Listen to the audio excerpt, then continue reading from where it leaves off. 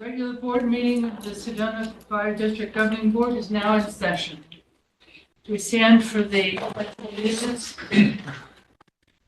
I pledge allegiance to the flag of the United States of America and to the republic for which it stands, one nation, under God, indivisible, with liberty and justice for all.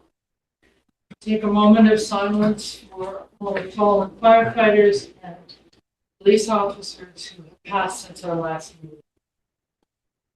Let's take a moment to remember the 15 police officers and 6 firefighters that have passed.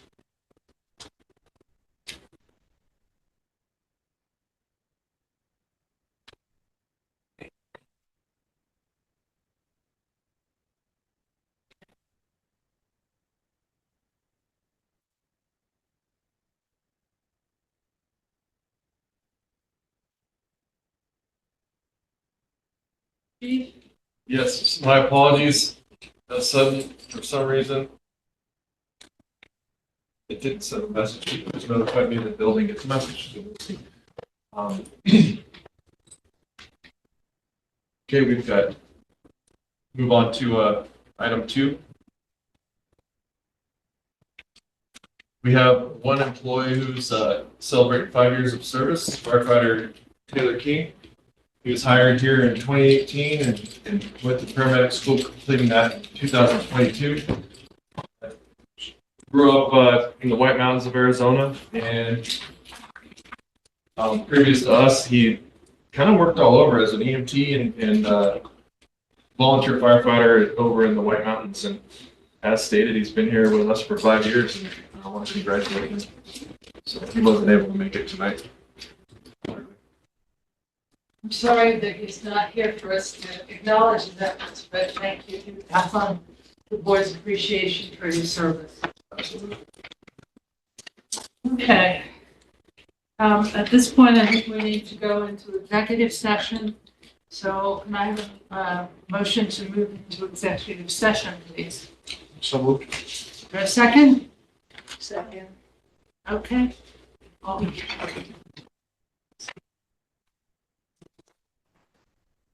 All right, so Yeah. we need the whole, Okay, here you go. I'll move to, See you in a bit. I'm going to go into executive session for the fire chief's evaluation collaborative evaluation process pursuant to the IRS 38-431.0381 for legal advice.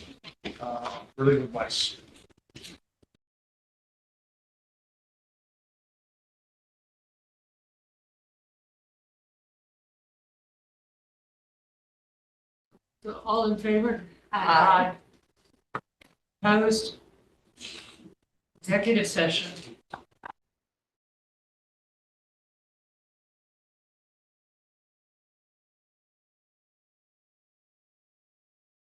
That? You're back. All right, so we're back from open session. And we have completed the chief's quarterly evaluation. And we'll be doing an annual evaluation next month. Meanwhile, I'm giving my fellow board members the opportunity to sort of say anything that they would like to add about the feedback on the chief's performance. Overall, we're very satisfied and happy with his performance. But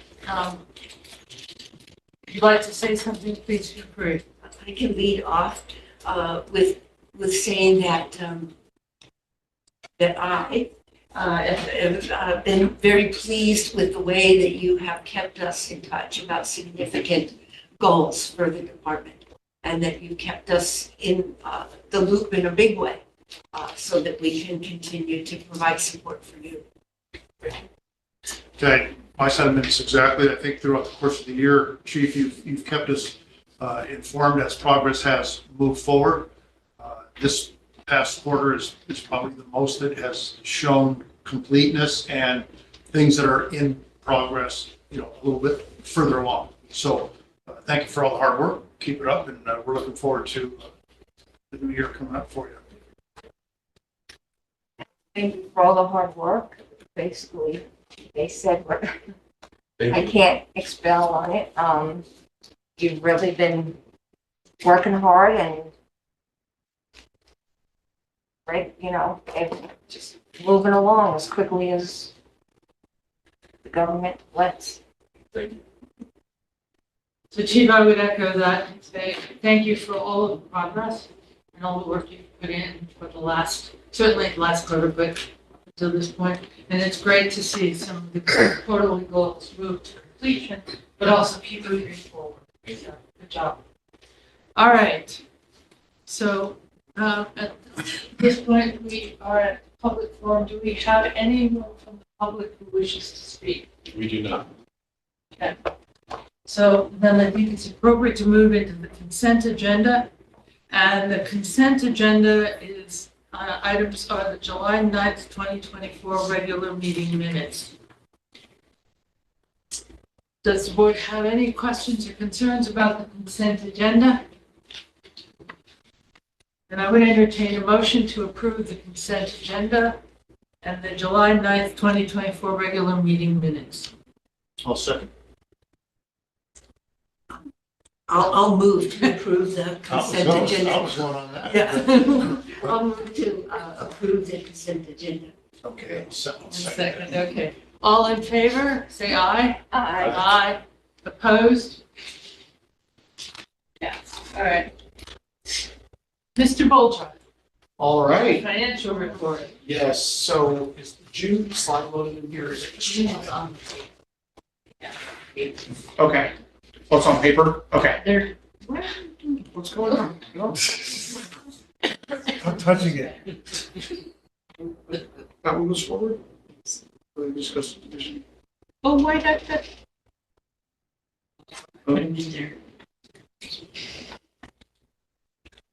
Okay, I can talk through it.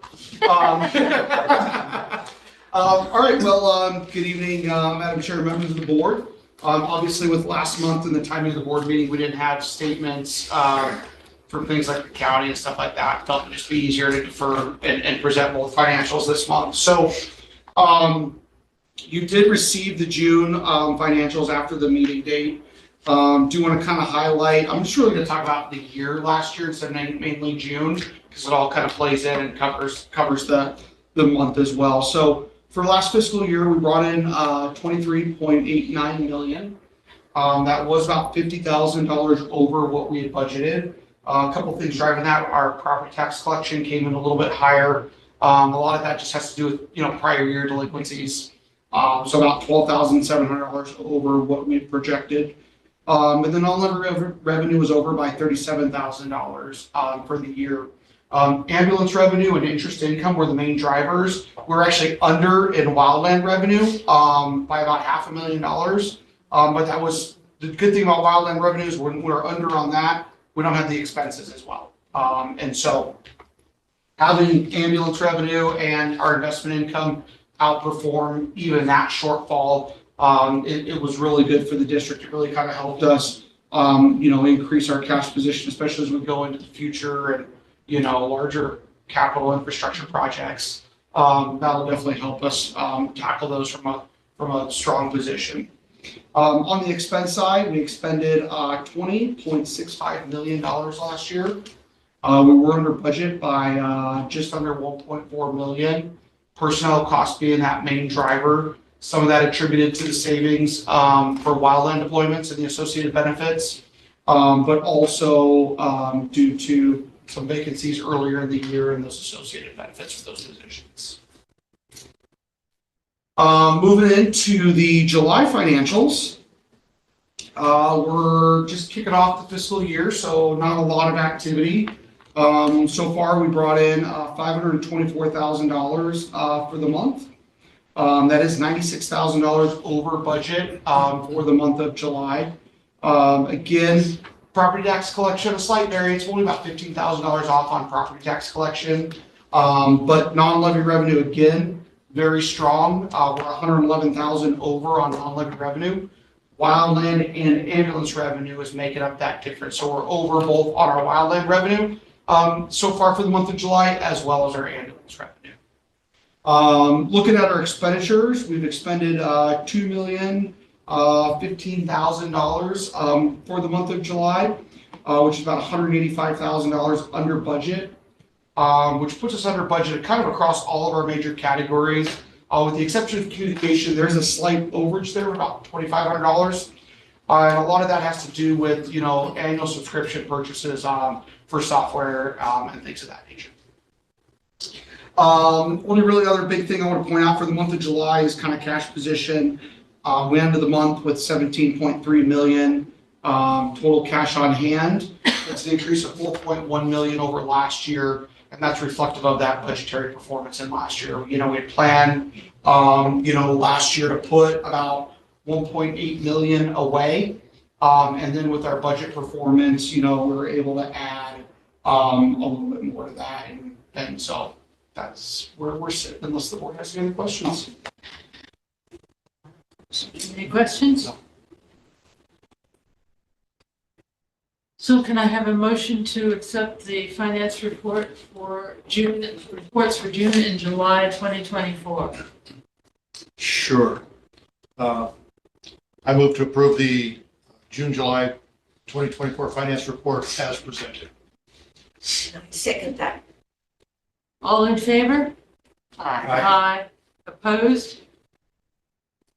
Okay. All right. Okay, thank you. Thank you, guys. Thank You've you. got another engagement. I'll stick around.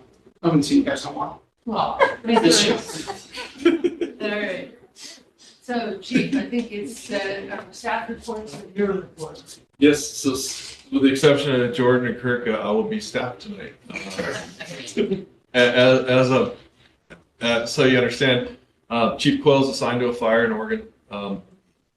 He's blended remote, and they're doing a bunch of. He came off another fire to this one. Speaking to wildland, so we're still in season across the Southwest. Chief Lukowski is in Appleton, Wisconsin, doing the final inspection on our 2 engines. I don't want to. This isn't a strict timeline, but essentially they correct any issues, go through everything, and then they will next couple weeks they'll get shipped to Phoenix, and then Hughes Fire Equipment, who's our through buyer for the equipment, does another full inspection on the apparatus, and then to get up here and we need to stock the trucks, and then we need to get all our crews through training on them because there's some differences to the pump and the systems, and then get them in service as soon as possible. I'm not going to put a date on it because everybody involved wants to get them in service, but I don't want an artificial timeline that we miss something. But it will be soon. And When are these engines purchased? you approved them, and was it? I'd have double check. Spring of 22. Yeah. Yeah. So, and yes, it's amazing. As stated before, going forward, there's a huge potential that future engine purchases will arrive after the board that approved them departs. It's we were lucky to get them at 2 years. Their fire trucks are now 4 years out. 4 years. 4 years out. Yeah. And so. Chief, I would think that just capitalism would take care of that problem at some point with some competition from another company making. Well, there's one manufacturer really floating to the surface. It's the manufacturer we utilize for our apparatus, Pierce Manufacturing, and Buzz was giving me the cliff notes of what they're doing to expand their operations and their facilities, and they still can't keep up. And it's the volume they produce is showing. It's the nature of the beast. A lot of people didn't buy apparatus and delayed purchases because of COVID and everything else, and then all of a sudden everybody wants fire engines and ladder trucks. So I think we're going to see a normalization in the next couple of years, and then it'll get back to. There's a new normal, but it'll get back to normal. And then in addition to that, Chief Booth is attending the city council meeting tonight. They're working on a project at the airport called Cloth and Flame at the old Masonic Lodge, and there's a heavy lift for the fire district in the sense that it's a new venue up at the airport, and it adds some complexity to the airport. So I wanted to make sure we had representation there to accurately reflect our position. Because the airport is pursuing a lot of improvements to the Mesa, and it could get to a point certain where it impacts how we deliver service up there because of the availability of water and access and so forth. So we want to have ears on the project from the start. Getting into operation and activities and support. Speaking to Wildland, we've currently got our Type 3 engine with a crew. It's called pre-positioned in Bakersfield, California. They're on a severity assignment, which means the local resources are at a point where they're depleted enough that they bring in other engines to handle the day-to-day stuff. And so Bakersfield's not the coolest city in California, but nonetheless, we're there supporting what we refer to as South Ops. California is divided into two zones, North and South Ops. And we are happily supporting South Ops. So other than that,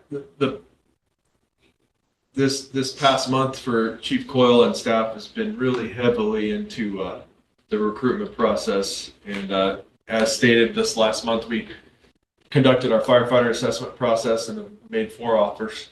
Our list now has 16 qualified candidates on it. And we hope to start the academy October 15th, and they'll get on board early November with a badge pinning at the November board meeting for those new firefighters. Again, multiple interviews. I don't want to miss upwards of 50 applications for the IT position.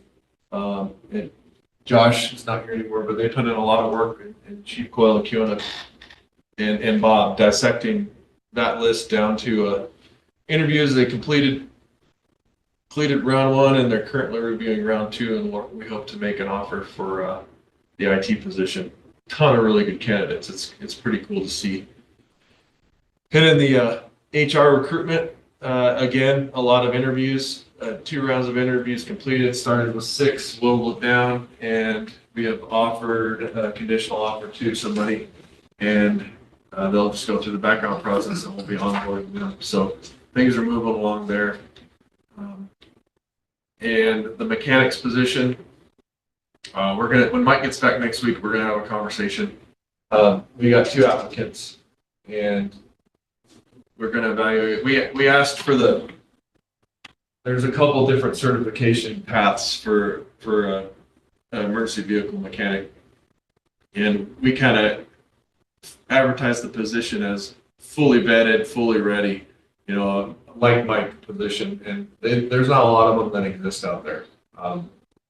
Just in the civilian world for diesel mechanics, they're few and far between in this region, and to have the emergency vehicle certifications and the heavy truck stuff, the field gets even smaller, and private industry pays well. And as we're competitive, but the pool isn't that big, and so we're going to evaluate if maybe we restructure like we did in telecom and bring in somebody that is more, on the job training, because they will add value to our fleet, or if we work with the current applicants. We're just looking at that process. We've got, and then the other lift in with Brandon and Kiona is the UKG module implementation. And essentially UKG is our payrolling software. It also has some functionality to support our promotional exams and our onboarding process, where it's more of a portal than, them getting a document to sign and scan back to us. It automates the process and smooths things out. So we're working on implementation of that. And then other than that, we just cleaning up all the wages and benefits changes from the New Year's changes and getting that all going. And that's the bulk of what's been going on with operations. We'll move on to community risk with Kirk. Thank you for last minute substitute teaching. Thank you. Good evening. So, community risk, let's go over real quick what we've been up to. In the plan review phases, there's been quite a bit of it. A lot of our plans and homes have been very sizable and building on lots that aren't very buildable anymore. We're running out of flat land and everything is on the mountainside. So it's going to be quite the challenge. We did sprinkler plan reviews, I think we've done some more since then, but, I can't see it, sorry. Oh, look away from me. Single family residence, 2 plan reviews, TIs. TIs when we go into a business where they restructured everything inside and we make sure it's all right, all the sprinklers were aligned right, and walls were changed. Work permits, there was one that went out. Bob's Welding actually is the owner of that one. First time, he's been here for decades. His family's been there. Grading plans, we've got 4 of them. The reason we're pushing grading plans is for the reason of what I talked about. Flat land, there is no flat land. We're looking at driveways that are going straight 18, 20% grades, and then we have nowhere to turn around, so we have to evaluate all those. And it looks great on paper when the architect's designing it in Phoenix, until we go out and look, and then we have to call them up and say, hey, have you visited Sedona? Come look at what you just drew. And it all changes. Of course, fire alarms, we did 2 of those, and just general plan reviews, got 6 in the books. And that was for July. I think this month is going to be a lot more. We've been working really hard on those. Well, to your point, Monday, the blasting operations begin for the parking garage, and we'll have a CR member on site for all blasts. And I believe the final lifts will get to where they're going to be 27 feet below grade. So it's a substantial excavation. So it'll require a lot of staff time because the permitting process requires us to be physically on site.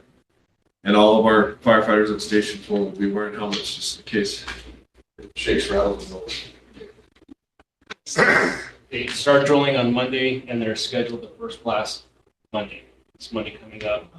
I believe they're going to shoot twice next week, and then drill and shoot twice again the following week is their plan. Do it in lifts. Notable events. So last month, I attended the International Association of Arson Investigators Advanced Arson Seminar, which was 3 days of being taught by prosecuting attorneys and learning more about witness interviews, which I've already learned from my previous, but this is more in depth with it. Testimonies, and then also just investigations in general that were on. These classes are put on by the ATF. All of our people and instructors are from ATF. It's really legit. It's good. So it's a good 3 days. At the same time was the APTA conference, which I'm sure all of you attended, so I'm going to go into that. July 4th was the Sedona Summer Splash, and that was with the city at Posse Grounds with the pool, and it got to the point where we had to go in there and count heads, and we had to limit the number of people going into the pool to 300. They were counting as one went out, one could go in, one went out, one could go in. It was off the charts. They had no idea what to expect from last year. So the city's revisiting how they're going to do next year's if we're going to have that kind of output. So that was good. Did a couple of car seats and 1 fire extinguisher training I did for a business over off of Portal Lane for the whole office staff. It went really good. We used our new prop, which is great. And we hope to use that more often because you'd be surprised. Nobody knows what a fire extinguisher when you put it in their hand. It sounds great until you put it in your hand and they're like, what do I do? So that's a good thing. Upcoming. Fire Prevention Week, October 5th through the 13th. And October 7th to the 9th, right here at Sedona Fire, we're going to be hosting the Desert Southwest Community Risk Reduction Conference. So we'll have CRR people from all over coming here for classes, just like we would, captain, all that stuff. I think that's. Kirk, do you have does an agenda exist for that? For the class? For the CRR conference? It's still being built, so I'm not sure. I'm sure they're getting close to finishing that I'd up. just be curious to 'Cause see. I know they've been meeting like every other week or week. No, we'll get it to you. We're going to get it figured out. It's tough when you're in a hosting environment. And Yeah. There's been a lot of Zoom meetings, I can tell you that. All right, safety message. So since we're out of burn restrictions and people are already calling saying, hey, can I have a campfire? Yes, you can. to supervise your fires.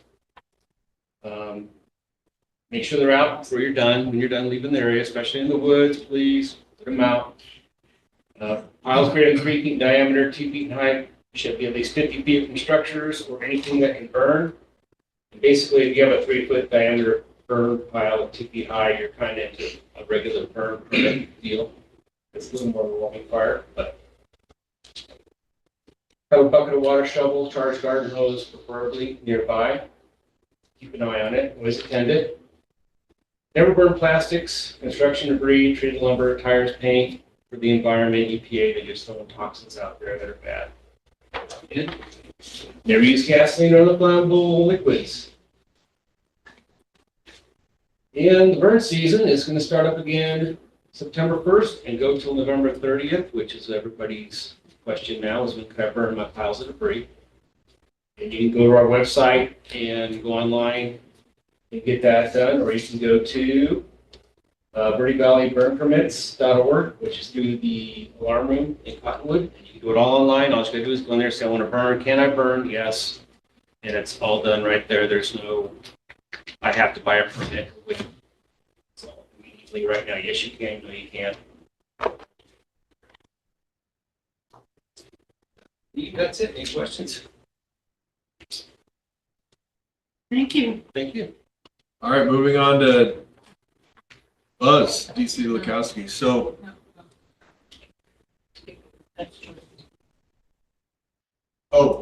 sorry. I was just following the slides. Go for it, Jordan. All right. Madam Chair, Board, good evening. Training update. So, as Chief Mazulis mentioned, we conducted firefighter assessment training interviews times 21 2 weeks ago. So it was a long 3 days, but a lot of very qualified candidates. We were impressed with the pool this year. Made those job offers. So we're starting to build out the new hire orientation, the 3-week orientation like we did last year. So we'll be running, I believe, 4 candidates through that. That will begin on October 15th and end on November 1st. So shortly thereafter, they'll be hitting the floor as part of staffing.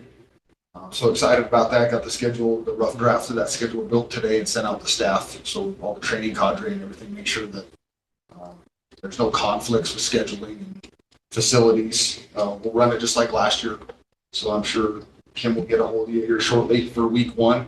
That was a big hit last year. So we're going to try to do that again this year as far as the potluck lunch on day 1. And if I may interrupt, I should have clarified before. These firefighter positions aren't new positions. They're replacing expected and unexpected vacancies.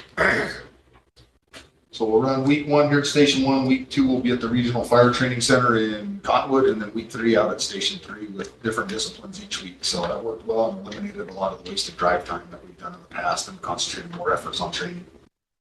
Fire Instructor 2 class, which is required for some of our live fire scenarios to fill certain roles and other trainings in the agency. According to NFPA, we sent 2 individuals to that class last month, and that class was completed. So we've got 2 brand new Fire Instructor 2s on the floor. State Fire School is coming up at the beginning of September. We've got 5 individuals from OPS and I believe a couple from CRR that will be attending. So 5 to 7 individuals from Sedona Fire will be going down to State Fire School at the beginning of September down in Phoenix. As I've stated in previous board meetings, my intent is to continue building depth in the organization and building that cadre up to eventually take my position and some of the senior members. And I know Chief Mazulis has talked to you a lot about that. A lot of our senior members are entering the twilight era of our careers. So 5, 6, 7 years left, and there's going to be a big transition of a lot of top end 25, 30-year senior individuals leaving. So we need to make sure those individuals that are here are set up for success and prepared to take those reins without any interruption. So that's really been my concentration the last over a year now in this position, is getting everybody trained up and certified and bring them up to mentor them as we go through these trainings and live fire scenarios. And part of that is State Fire School to get the certifications needed. So we'll be sending them down. We conducted captain position task book evaluations. So when an individual gets issued a task book, they have to get a series of tasks signed off by different evaluators. At the completion of that, they're required to go through a mini assessment center, much like a captain's testing scenario. It's not as in-depth, to make sure they're proficient in skills that were signed off in those task books and be able to demonstrate that in front of a panel. The panel included myself, Chief Lukowski, and Captain Rodriguez. So happy to say all 3 individuals passed. And we do have 3 brand new acting captain, move up captains on the floor now that are preparing to test this spring when we test for captains. So we'll hold one more of those evaluations in January. We're anticipating another 2 to 3 individuals going through and readying themselves for the testing assessment center this spring. So all 3 of those individuals did well, and they are and have been already moving up to captain. Finished the 12-month firefighter written test. New task book, we had to rewrite the 6-month test and the 12-month written test portion for their evaluation. So that's completed. I vetted it so far with 1 shift. I'll go through with 1 other shift. I vet that test to make sure everything makes sense and is pertinent to a 12-month firefighter with individuals that have recently completed probation. So found some things to correct in the first vetting. We'll go to the second vetting, and then that test will be administered at the end of September, beginning of October. The individuals we hired last year are already almost at their 1-year mark, which is hard to believe. So end of September, beginning of October, they'll take the written evaluation and then the hands-on practical evaluation. Hopefully all are successful and they'll come off probation and begin their trajectory here at Sedona Fire and whatever course they choose to navigate through. So excited for that. That's going to happen a week before the new hire orientation. So I'm trying to get the timing down so there's not too much conflict. It's going to be busy. On top of that, we announced the Leadership Academy. Many of us that have been here a while, we send individuals to Prescott or Peoria or Glendale, which are all great academies for promotional purposes, engineer, captain, battalion chief. They learn a great deal of information, very beneficial, but a lot of it doesn't apply to Sedona Fire.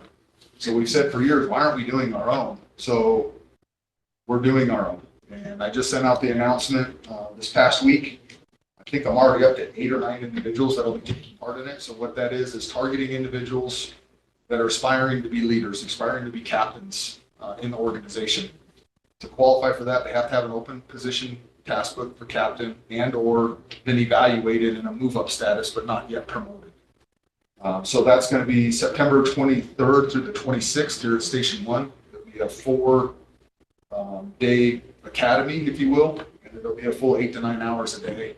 We're bringing in some outside fire chiefs to speak at a round table and do a Q&A session. Discuss some of the lessons they've learned personally and what they've seen at their agencies with people coming up through the ranks, perceptions versus realities. What individuals thought was going to happen when they promoted to captain, what actually happened. HR is going to come in and talk about a lot of HR stuff. Chief Zulus, Chief Coyle will be speaking on some leaders' intent and expectations. And Chief Lukowski and I will have a day on conflict management, time management, and prepare these individuals for the position, not necessarily the test, but to perform up to expectations in the position of captain. So I'm really excited about that. And good feedback so far as interest. That's coming up. New class request is in service, so we got away from the traditional 25, 30-year-old paper class request form, and with the help of Matt Spinelli and Brian Espiel, we have a new electronic copy, and Chris Ahern, she's been huge help in that. So people can log in their phone, submit a class request, it goes to their supervisor to approve. Once that's done, it goes to the division that's in charge of that budget to either approve or deny, and if denied, a reason why, it goes back down the chain. But it's pretty seamless and it's quick. So if people are on vacation, you can still log in, approve it, and it's done. It goes right to Chris. You can book hotels, classes, per diems, anything that's necessary. And it's been pretty seamless so far. So thanks to Matt, Brian, and Chris for their help on that. It's been well received so far too. Noticed a couple of hiccups, able to correct them immediately. Brian just updated the per diem today. The per diem changed for 2025 and it's already uploaded into the system. So we're gonna have to go back in and retype it and save it to SharePoint. It's already done. So been a huge hit so far. MCSs this quarter, SCBAs, that's done. Probably see them on the dashboards if you've been looking around. So all the times you posted for crews on that. And in the wellness, as I explained previously, putting out quarterly newsletters. So we've got firefighter Feeney and now probationary firefighter Madeline Payton that are part of the wellness committee. So they'll be constructing those quarterly newsletters and putting those out, working with Matt with the QR code. The light will come up, they can scan the QR code and get all those informations on preventative exercises, functional movements they can do to prevent injuries. Along with that, Matt helped me create a lost time calculator. So I worked at the cement plant a few years during high school, and there was always how many days since last time off injury.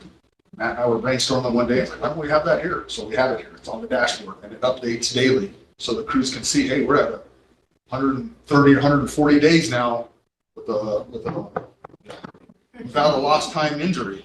And I thought it was important to highlight that to the employees, to make them aware that yes, it does matter, and be cautious and be safe in what you're doing on scene, so we can keep that competitive nature going and keep that clock rolling, and get that number as high as we can. So great feedback on that. Matt was a huge help with that. And talking to the crews, they thought that was a pretty neat idea, and being able to see that real updated data. Next week, we've got Ready Rebound coming out to do the functional movement screens for employees, similar to what we do, but as I explained, I think previously, they record it, and then they run it through an AI generative software program that can highlight any deficiencies you may have in the movements they have, anywhere you're compensating on a leg or an arm or a shoulder, and highlight that, and then provide you preventative injury exercises to hopefully prevent injuries, eventually therefore decreasing workers' compensation claims and hopefully premiums. It is the simplest way to remind ourselves that we aren't 20 anymore. I hate it. So I'm excited to see that. I haven't seen it yet. We're coming up 3 days next week. We're going to run all the crews. It's not mandatory, but I imagine most crews will participate with that. We're going to put out an invite to the administrative staff as well, because that does cover our entire agency. So we have Station 4 3 days next week, 3 full days, scanning everybody and seeing what the AI software has to say. So it'll be interesting to see how that goes. And finally, ongoing equipment upgrades in the wellness centers. If you haven't looked at the gym here at Station 1 and Station 3, I would ask you, if you have time, poke your head in there. Crews have done a great job trying to get everything up off the floor, waist level, decreasing twist and bend injuries and trip and sprain injuries on the floor, getting all that equipment up, positioning it so they have more room for their wellness workouts. That's all I've got. Any questions? Sounds great, Jordan. Thank you. All right. All right, here we go. You can see there those couple pictures of our new apparatus. One is prior to stickers or decals. The other one is, as stated, there's 2 of them coming this way, getting inspected this week. And then additionally, the board has previously approved a Type 6 engine, and we should be going to inspect that next month and end up getting that out here. And then just moving and balancing some of those vehicles that are getting replaced, whether we repurpose them or we sell them at auction. So we're working on that right now. Pretty cool this month. It was a lot of effort, but Buzz put together an MCS, minimum company standard, this month. A lot of the times it's fire and structure fire related. This month we did a minimum company standard on EMS response. And Captain Rippey, his parents were gracious enough to play surprise victims for us, and we lodged them up. And as you can see, we tucked his dad down on the floor in the bathroom and just really tried to recreate this. And while I think our crews are over the top in their professionalism and their EMT and paramedic skills, Buzz, while working with the EMS committee and data, recognized that our standard crews have they almost don't speak to each other on scene. They're trained to work together, and they just get the job done. Where we were seeing some opportunities for improvement was with you got guys backfilling for vacations or sick leaves, and they normally work at Station 3 with a different captain, and there's a little tweak on the philosophy on how you handle certain things. And really on some of these critical medical calls, the key to success is an environment where everybody clearly understands their role, and you have each person has a specific purpose on scene, and it runs kind of like a NASCAR pit group. And so the real intent of this MCS wasn't to fully vet their EMS and their provider skills. It was to just focus on the communicating between crew members in a critical environment. And right after the mock incidents, they would do a debriefing and talk about what went good and what didn't. And the feedback was phenomenal. And it generally speaking, the easy money is with EMS training is to have a dummy on the ground, a mannequin, and pretend, and then you ask what the blood pressure is, and it's all made up. But having the dynamic of a real person there, and what was pretty cool, it kind of spooled some people up. And Rippy's parents, they've been Sedona residents for a very long time, and supporters of the district, and his dad's a ham, and he made it harder on our crews because he didn't do anything nicely. So it was really good. Other thing with EMS is Buzz has been working on our certificate of necessity is expiring. That's a normal, it expires every couple of years, and the state has changed some, trying to put this correctly, has changed some of the recertification processes. And is that accurate? That's very well said, Chief. And so to not belabor it, but the bottom line is when the CONs were developed, it says it's as simple as go from the green post to the blue mailbox and then down the hill a little bit, and then you walk over that one road and go. And we've got modern technology nowadays. It's GIS mapping, and the state hasn't had the resources, but they're working towards it. And they're developing more accurate maps. And like our CON has quite a few spots where there's gaps between our neighbors, or there's spots in our CON by definition from 1984 that bleed over into areas we could never practically cover in the time we're supposed to. I mean, there's areas of our current CON we're supposed to get there in 30 minutes, 100%. I mean, it's a physical impossibility unless we had an aircraft to get there in the time allotted. So, and the state would just kind of approve these, and nothing malicious. It was just they understood it. And it was an understanding with the state and the CON holders, but they're drilling down on that a lot tighter. And so, took up a lot of Buzz's time this past month, going back and forth, meeting with the state and aligning our CON with the new criteria. And it's critical and it's important because CONs, if you lose them, you don't get them back. And that was a big heavy lift. So that was the EMS stuff. Fleet, I talked about all the apparatus. Mike, as usual, is pumping out fixes. And then IT telecom, I think I covered that pretty well in the quarterly updates. But ultimately, we're just, network upgrades complete. We're just blowing and going and getting everything going. Multi-purpose room is in the testing and programming phase, and it'll be live next month. It'll be live by the end of this week. And in behavioral health, we continue to work with Start Moving On Counseling. They've been great. They're working on some policy stuff with us, and we're looking at our fall rollout of when they come out. They're going to come out in October and do a quote ride along with our non-operational staff to get to know our folks at non-operational a little bit better and see how they can provide service. So it's really good. And then GIS, do you have the heat map? All right. So GIS, I want to just say that Matt's doing a whole bunch of stuff, but I don't want to take it away from him. So go for it. So going back to what you said a minute ago, Buzz and I are actually going to meet with the senior GIS analyst for DHS on Monday to talk CONs and kind of wrap up some loose ends there. So that continues. I have 3 slides that I put together here for you. I was asked by Buzz to just kind of give some kind of a picture of what we're doing with data, right? So on the slide you see here, the first thing I wanted to say is that we're improving data consumption. And what do I mean by that? Data consumption generally goes, it's data life cycle from acquisition of data, whether we're creating it ourselves, like recording things when we're on scene, or we're looking up, climate data, like temperature records, trying to figure out, is there a relationship here between hike outs and heat?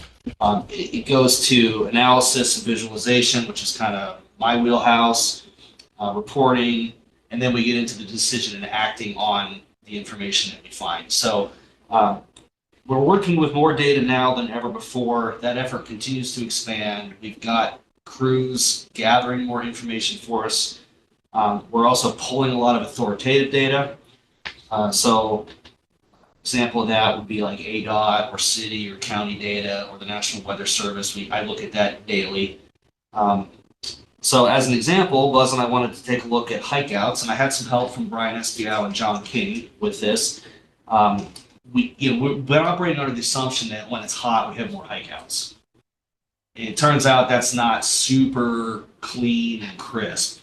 What I've got on the right are two just scatter plots. The top one is hikeouts, just sheer number of hikeouts based on temperature. And the bottom one is number of hikeouts based on the temperature down in the valley.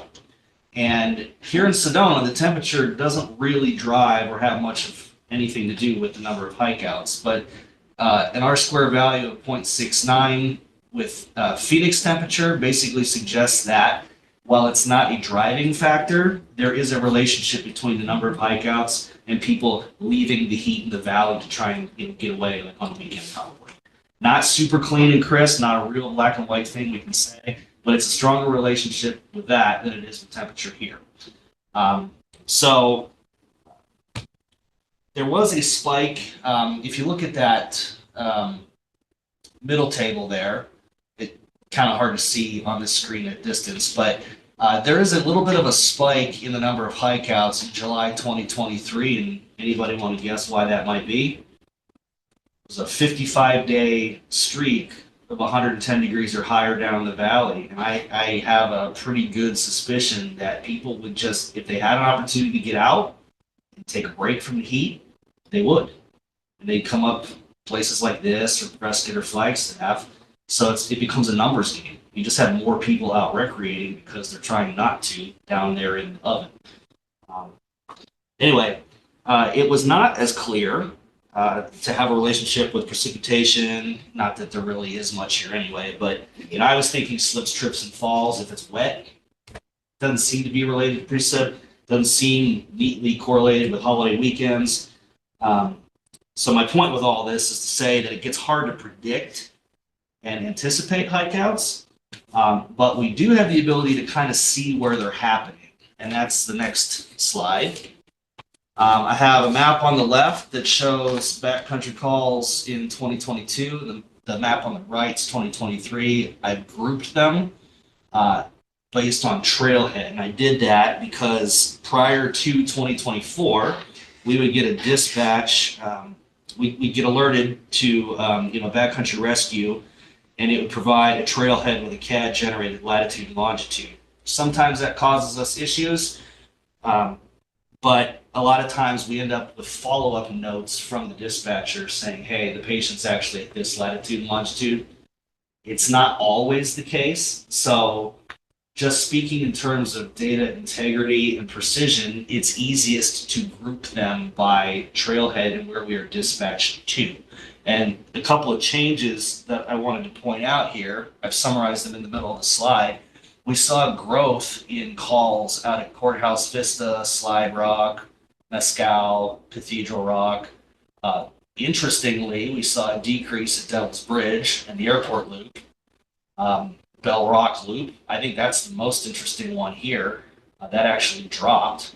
Chuck Wagon doesn't get a ton of calls to begin with, but it was an 80% decrease. That's a sample size thing. If you've got 17 or 19 calls at Bell Rock, but you get 7 calls at Chuck Wagon, you have to take that with a grain of salt.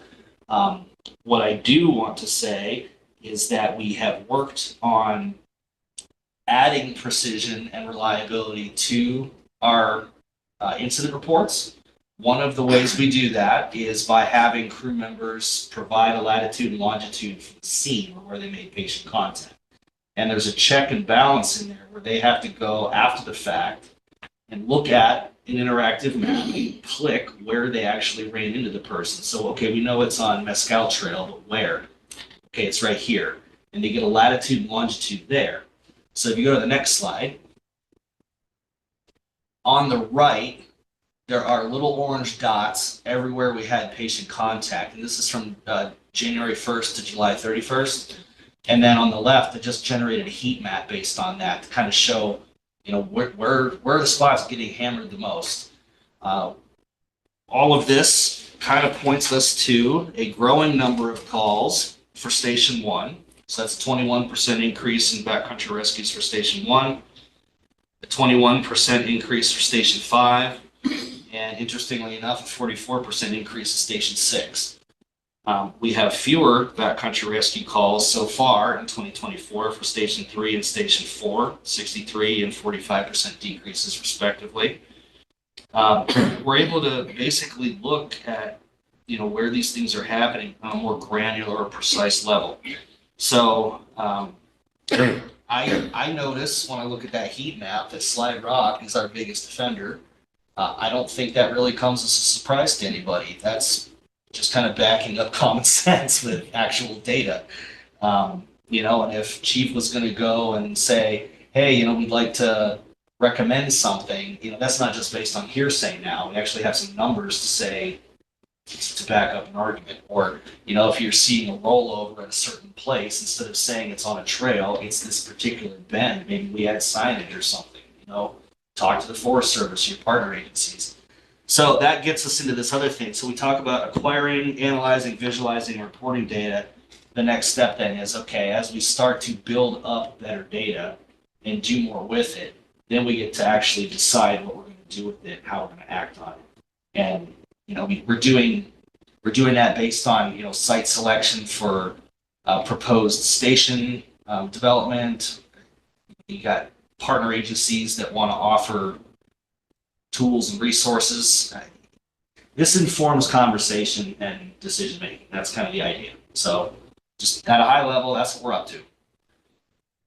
Anybody want to ask questions about that? Or Just a quick point. Sure. Chief, maybe 2 years ago, the city was trying to create data for the issue that they were going after as far as EMS incidents and overturns and injuries. And we found it very difficult to get that kind of information on where all the accidents were happening. We would have it dispatched to a trailhead or an intersection, and then it would be somewhere else. This is kind of geared towards that kind of data. Correct. And ultimately, most importantly, we have the human resources in place to manipulate and utilize our tools more efficiently. And two, we just plainly have better tools. And philosophically, the fire service, as you're aware, we'll just throw stuff at stuff if we think it's a problem. And with recruitment, retention, with member wellness and health and everything else, it's like take the hike outs is a key factor for us right now, because as you can see, Station 1 with a substantial increase over the other stations with calls. Do they get another apparatus now with their calls? Because it used to be a novelty to have a hike out. Now, if a single crew in 105 degrees doing 2-3 multi-mile hike outs a day, our response model, anecdotally to me, isn't working, because that crew can't be hammered with 8 miles of hiking in 105 degrees. But without the data, I can't come to you and ask for, hey, we need to staff this, or we need to do this, or this is why we're moving this. And so I'm excited about it. I spoke to it with some of the quarterly stuff. It's just where budgets aren't going down. The state's not legislating changes that are allowing us more funding, but we want to continue to improve our service delivery and what we provide for this community. And being smart with our data will allow us to do that. And to your point, though, as was discussed, the heat map shows not only where the hotspots are, but for how long in duration they've been. And that gets back to the budget. Is that something that we may want to consider for hiring additional staffing on those days that would be consistent with what we're seeing on this kind of information we're getting, so that we have the appropriate number of staff on board for whether it's 10 hours or 12 hours? Well, that's a great example, but it's further. It goes beyond that. It's what this data is showing us in certain areas is, we haven't identified time when increases to Phoenix transports happen. We haven't identified time when the hikeouts increase. It also correlates with our most at-risk times for wildfire, especially in monsoon season. So, yes, the totality of the data is going to tell us, right now in its infancy, it's telling us that there are periods of time during the week where increasing staffing would be beneficial, but then we want to further that data collection and look into, drill down, is throwing more people at a hikeout going to reduce the time committed? Is it going to reduce workers' compensation injuries? Is it going to improve service? Or do we need to buy better backpacks? And that's what we're using the data to analyze. Is 2 more people going to matter? No, we found that if more people are carrying less weight, it reduces injuries. So it's not only response time, it's not only availability of resources, it's health of our employees. The totality of it in the ether, you can have a tendency to focus on one of those factors and try to fix that factor without looking at the totality of it. But with this data, it's allowing us to do a more of an analytical approach to solving our problems. Then you extrapolate that over the region, and if we're running out of ambulances 22% of the time, it's the totality of it. It's fun, and we've got some, lack of a better term, some nerds that really get into this stuff. Yes, I'm talking about you. It's not just me. Good stuff. Thank you. Matt, let me thank you for this, and I know Brian and others. This is really informative, so thank you. Yeah, no, Buzz and I have talked about doing this regularly at board meetings, at least quarterly, probably monthly, just give you something that that's been on our radar that month or that quarter, that's kind of getting our focus and summarize it for you. So there'll be more of this. We implemented that latitude, longitude procedure. I think we went live January 1 just because it was a clean number, but the more calls we have where we're getting better locations, the more you can do with it. But even without it, we can tell you, how many units are tied up on a backcountry call, how long they're out of service on the call. You can dig deep. So John's done a lot of that. Yeah, we've invested in sending some newer folks that aren't as familiar with data mining to the training that express interest, and now they're on their own. They're finding different ways. Hey, did you know this? And they're a lot of times they're disproving some of our Sedona fire myths. Oh, so and so's busier. No, they're not. And so, to Matt's point, if you have a wild idea about it, I want to know about this. We're getting to the point where we have enough people proficient in mining the data. It's really not the staff hours required to extract the data you may on a whim ask for is going to become easier and easier. So please, and I'll say, hey, we're overwhelmed this month, but ultimately, if you're like, hey, I'd like to know X, then we'll be able to tell you a lot more clearly what X is. All right, my stuff. More data. You've all had these slides in front of you, and you can say year over year we have a decrease. There are many different factors to that. Go to the next one. And then, as per usual, the stations are staying pretty consistent in their response by station year over year. Again, the numbers are down. Station 5's down a little bit more than most over year. Next slide. And then emergency responses continuing to float around that 6-7 minute mark for total response time. And again, an hour, 19 minutes average out of service time. And that one's interesting, as I've stated before, and it's interesting to me because it's the one we can control it the least, because it's just miles on the road. So as ambulance transports increase and those hours increase, then it's more time when we have fewer ambulances. So it's something to track. And you can see the year over year, we're up a little bit on response time, but but really 7 seconds year over year for response time, drive time. I don't know if that's a data point you can really anchor into, because that could be 3 calls that were way out 525 that skew those numbers. So the 7 second, plus or minus 10 seconds is really, you know, not worth noting. So we're staying consistent. And dispatch notified times are a little bit up. I'd like to see those come down some more, but they're doing pretty good. Next slide. All right, and so a couple purchase orders over $10,000, and these were both related to equipping the new apparatus that are coming in and capitalized in budget stuff. And then a group of thank you cards. And I can't read that. I apologize.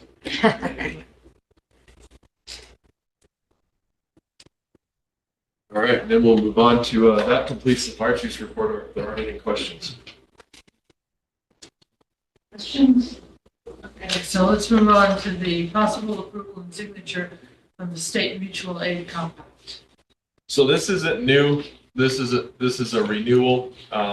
It just states that if asked for help, we'll help people. And I don't mean to oversimplify it,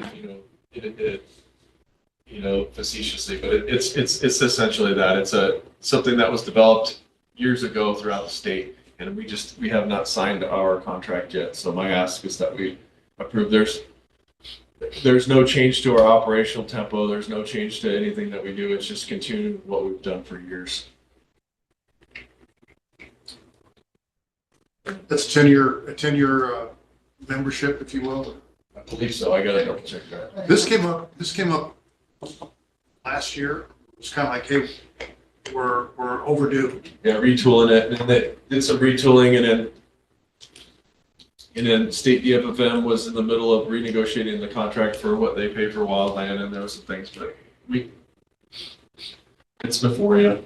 Right. So basically a pact that all members of this pact agree to help each other, and there's a means of how to contact others to respond in, and then how to Right. receive payment for their And services. reciprocate.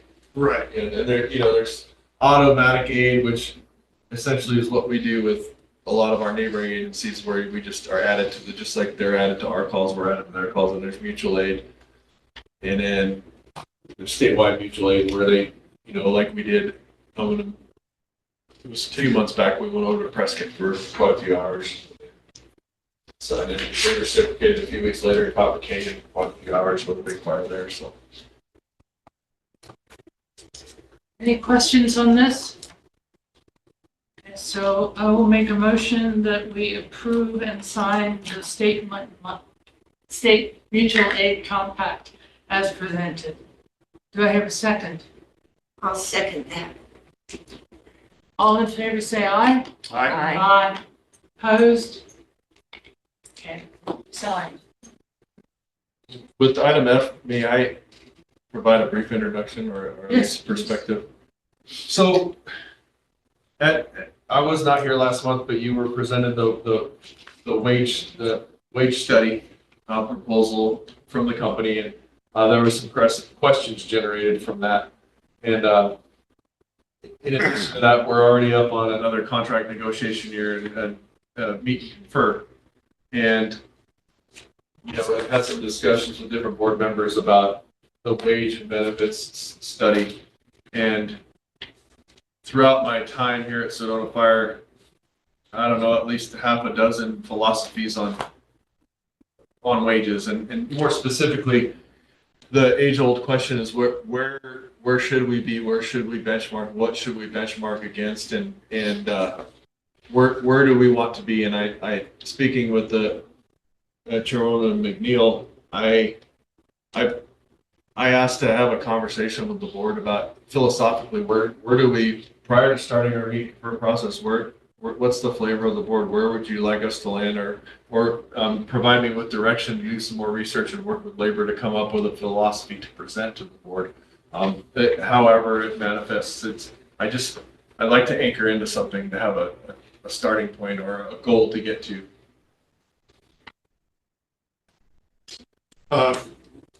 My thought on that is that one of the key factors is retention of our employees. If our salaries schedule is such that it is not competitive, they're not going to stay. They're going to go somewhere else. And that's happened in the past. We bumped it up. But with the technology that we have, that we just saw with hotspots and incidents, what are the points at which members would leave because the salary was too low, or the salary was just right and we haven't had anybody leave? Is that something that we can incorporate to determine at what point? I mean, 100% being the top dog in the state would be fine, but I don't know if we can afford that. Or at least we have to consider that. Oh, and to your point, you know, say the blanket statement from the board was we want to be the top paid fire service organization in the state. There's added complexities with that because the municipalities have more bandwidth and there's a lot to it, and so yeah, it's So for me to say, without maybe seeing some data collection, to say, well, I'd like to our membership be in the top 30% or top 7, however, the top third,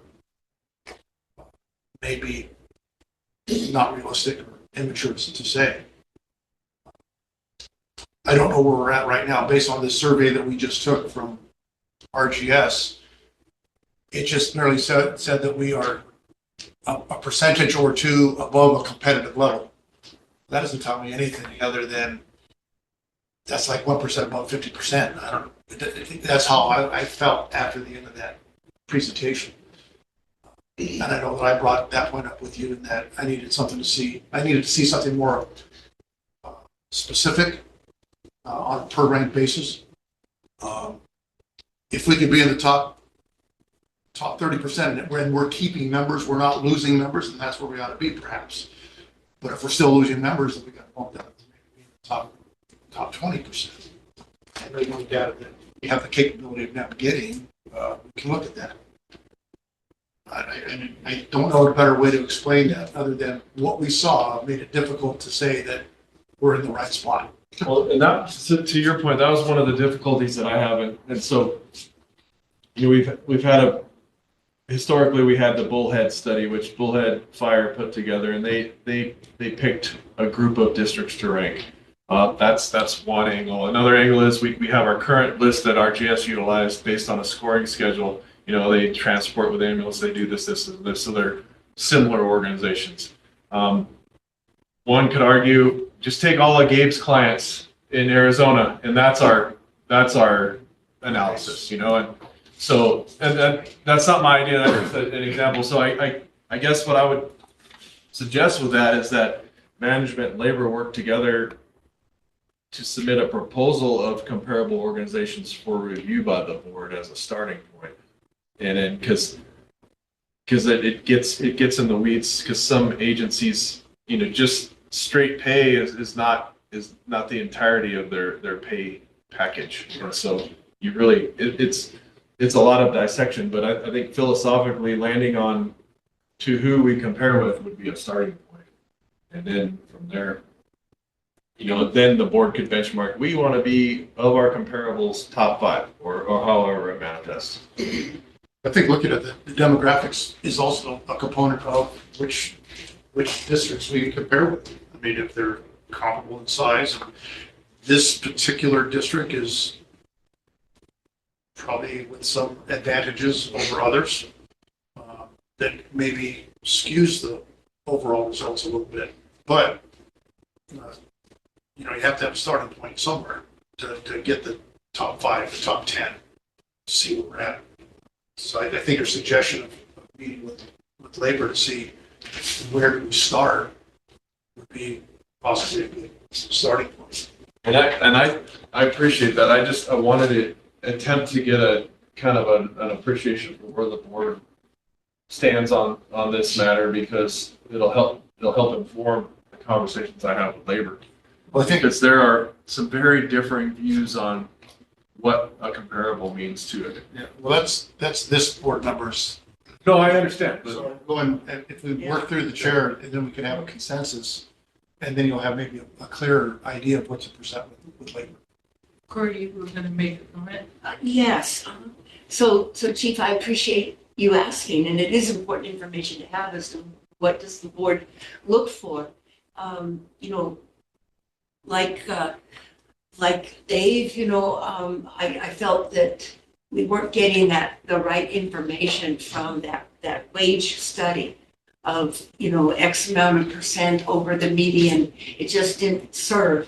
What I would like to see is how we rank compared to pretty much most districts in driving distance. Because if we want to retain, people can drive fairly far if they feel the salary is better. But as you and I talked, during our one-to-one, you pointed out it's also, the kind of health insurance that's being given, the other pieces that go into the total package. But I know people do, especially I think in the starting salary, they do weigh what they're getting per hour. And I would like to see us at least the 80th percentile in terms of how we rank with other districts, at least. And just because we want to keep, we spend a lot of money in training and a lot of effort. And like to be able to keep people. I know people have to leave sometimes for other reasons, but I don't want them to leave because of salary. Janet, do you wanna? I agree with Lori. I don't want to see our people leave because they can make a higher wage somewhere else on the training that we gave them. It is important to stay competitive. People have needs with their salaries, and they need a salary to survive. So Do we do exit interviews when we lose folks? We do. So it seems to me that, leaving aside what I'd like to see, I'll get to that. But it seems to me that we have some other information there.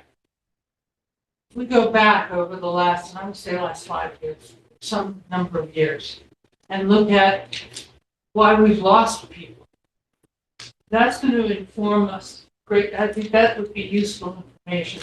Are we losing people because of salary, or is it largely other things that are causing them to leave? And if it's salary, where are they going?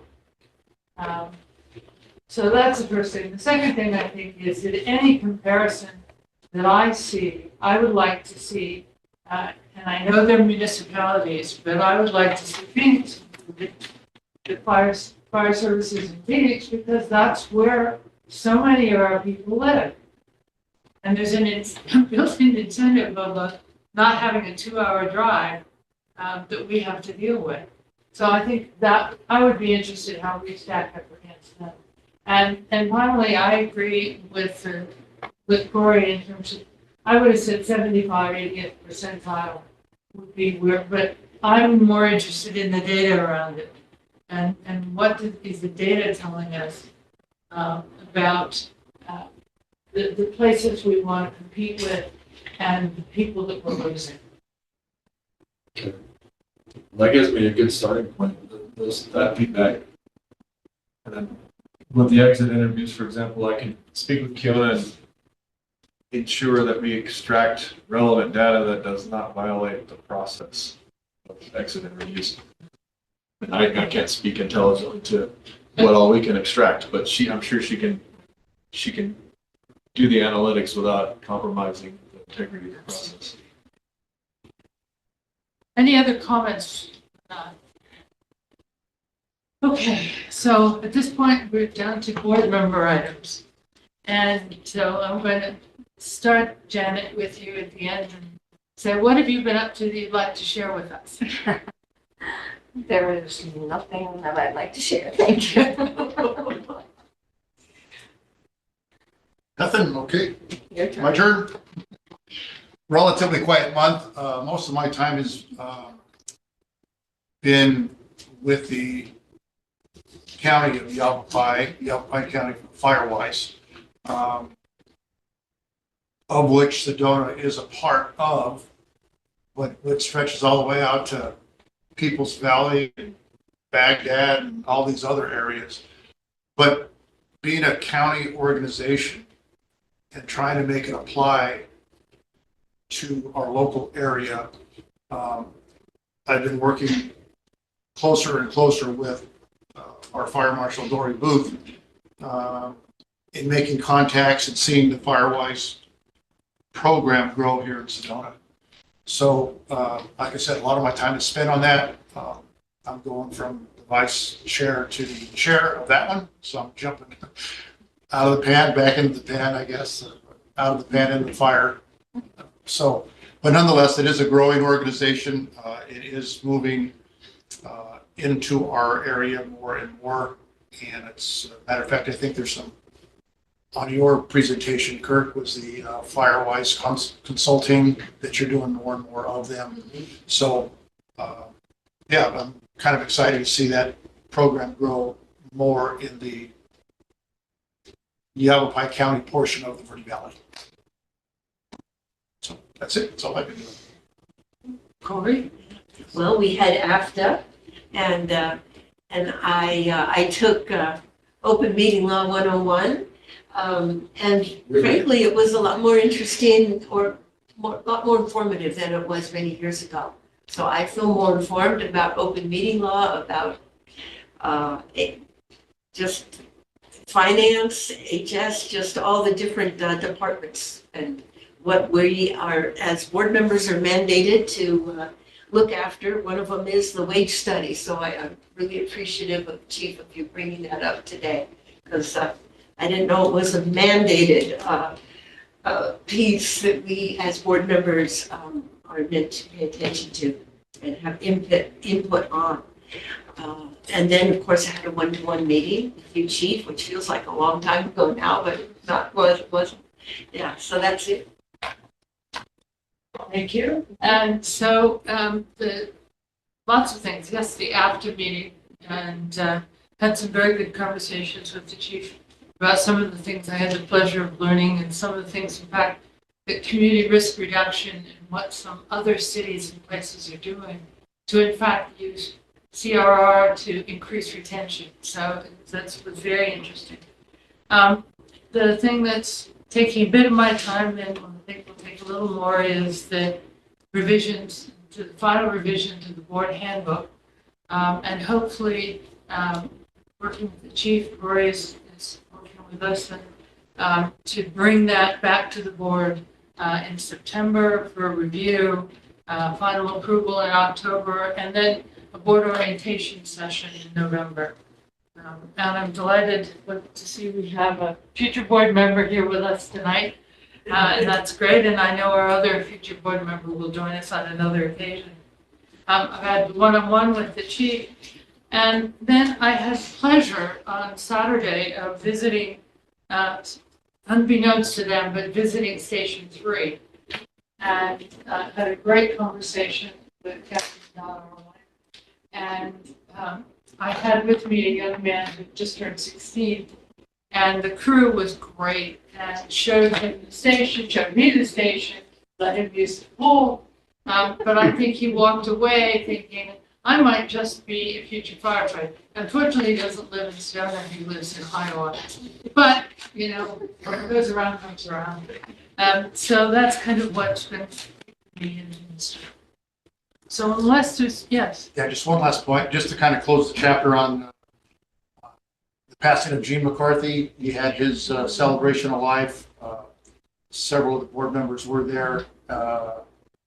My wife and I, Virginia and I, proceeded to the gravesite, and I had no idea that the veteran cemetery up in the Navajo base camp up there in Belmont had such a facility up there, and it was outstanding. It was manicured to the nth degree amongst all the natural nature that's out there, and it is a very peaceful and beautiful place, and I think Gene would like it.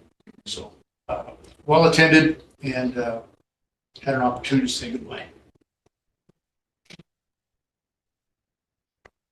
Thank you for bringing that forward, and letting us in on with the memory of Gene. Yep. So, on that note, unless there's anything else, this board meeting is adjourned.